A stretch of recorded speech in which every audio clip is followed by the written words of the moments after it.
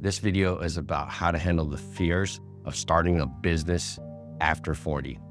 The fears of failure, the fears of not having a consistent play, not having benefits to protect yourself if you get hurt, to not being able to hire the right people, or the ability to not connect and grow your business enough where you have an outreach for your whole team.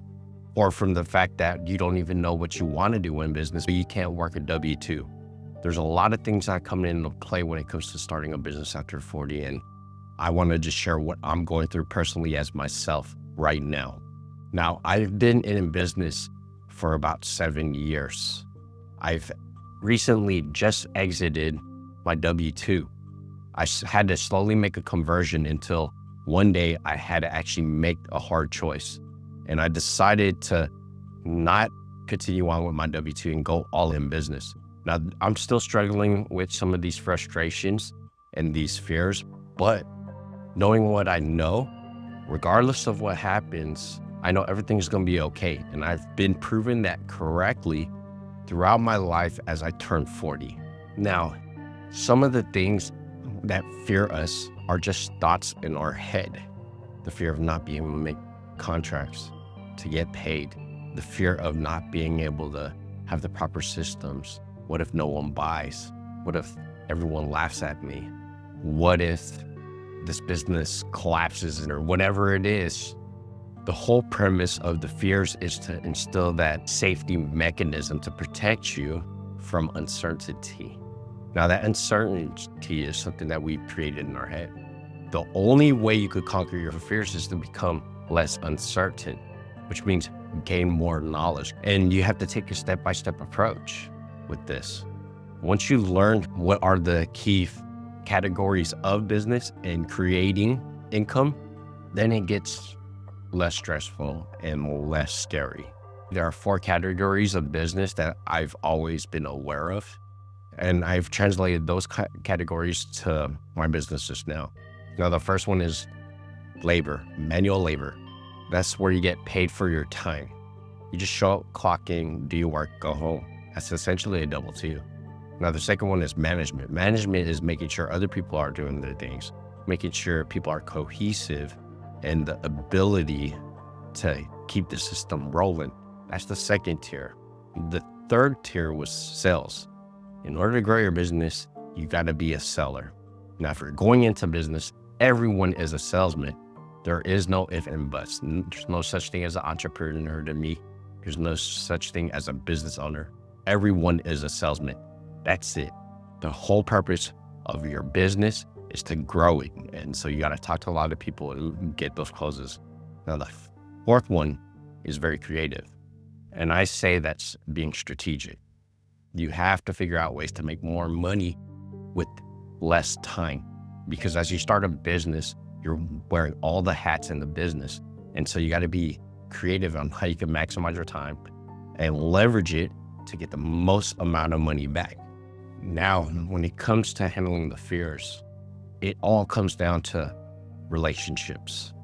Business is all based on relationships. The numbers are important. The data is important, but the data is just the GPS.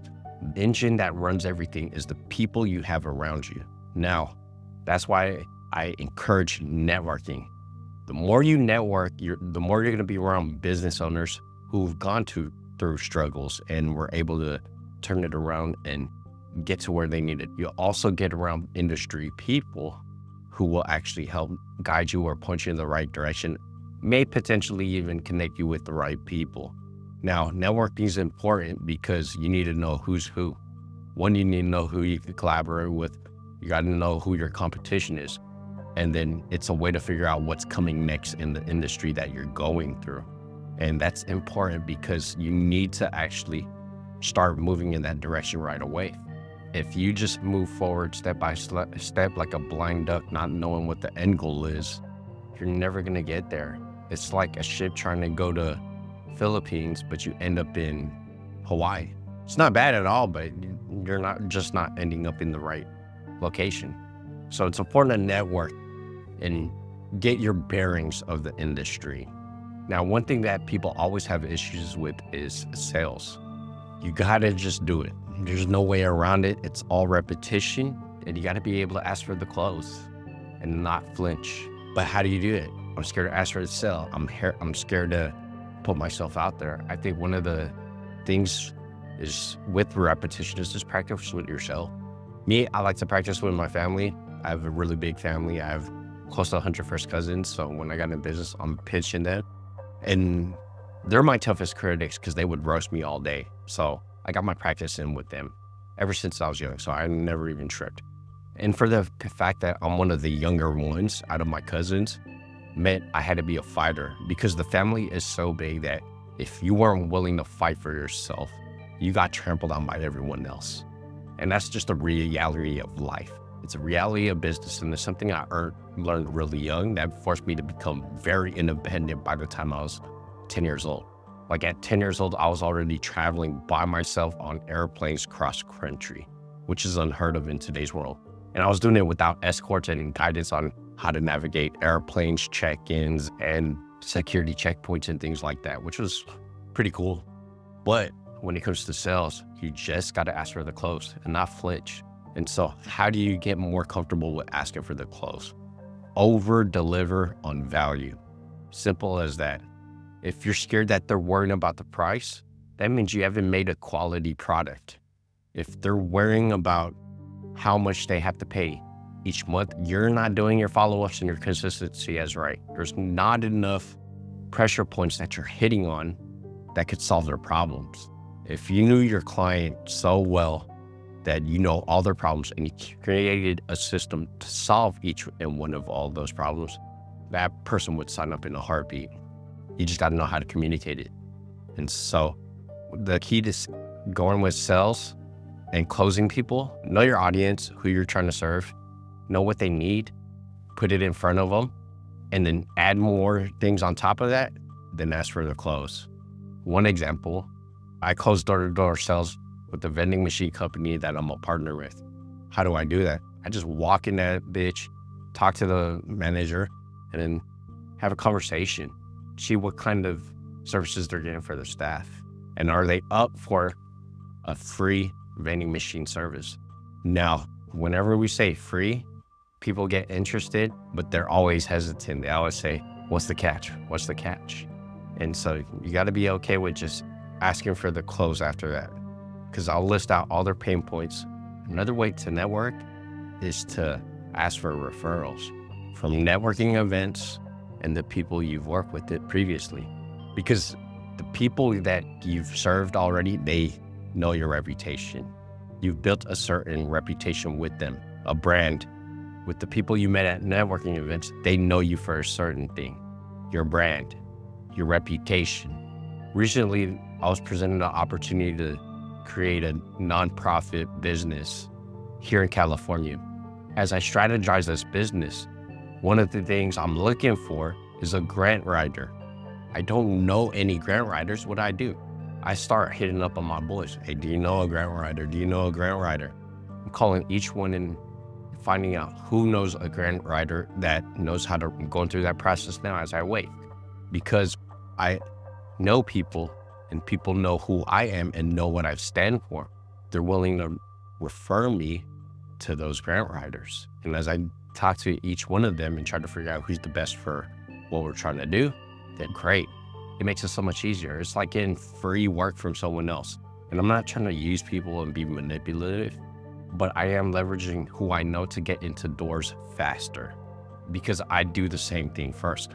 I connect people as well. When I really like someone and I want to see them successful, I'm going to help them and push them in the direction that works for them, or connect them with the person that could help them elevate their own business or their own life. As you're in business, you're going to get a lot of feedback. Good feedback, bad feedback.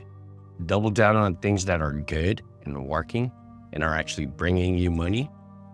The second thing, fix your problems, make them better, get better.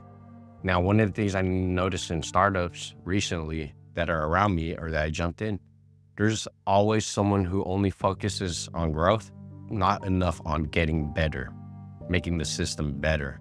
And the frustration with that is, even if you want to grow faster, your system's screwed up, which means it'll collapse like a deck of cards. I've seen that multiple times, not only on the startup side, but also on the corporate side as well too. Whereas if you lean so much on one person and not distribute enough tasks, that one person's gone. Now you have to hire 3 to 4 full-time employees to replace that one person. That's the case that happened to me when I left healthcare and when I left management. And it's a hard lesson. Distribute it evenly and continue to support everyone as well too. But the point I want to make is all your weaknesses are an opportunity of growth. Strengthen those, fortify those in your business, and you'll be able to withstand a lot of challenges that may come your way. Now, the last one is the most difficult one, I think, for a lot of people, and that's simply just don't quit. A lot of people give up too early. I've had that experience myself where I gave up too early, or I let loose and started not caring and ended up screwing up myself and sabotaging what I was working on. And so it's important, don't give in and don't give up. So whether you want to actually quit or you just don't care and you don't want to maintain emotional stability or impulse control, don't quit in mindset, don't quit physically, don't quit spiritually, just continue. Keep your head down, acknowledge that you're in the suck right now, and keep going. Now, these are a few tips that I've gone through and I am currently going through as I run my businesses at this moment. And hopefully it may help you out. Do me a favor, if you like this video and you made it this far, post about one of the key lessons you need to learn about starting a business after the age of 40 or at any age and what you're doing to continue on. I'll check you out later and be easy.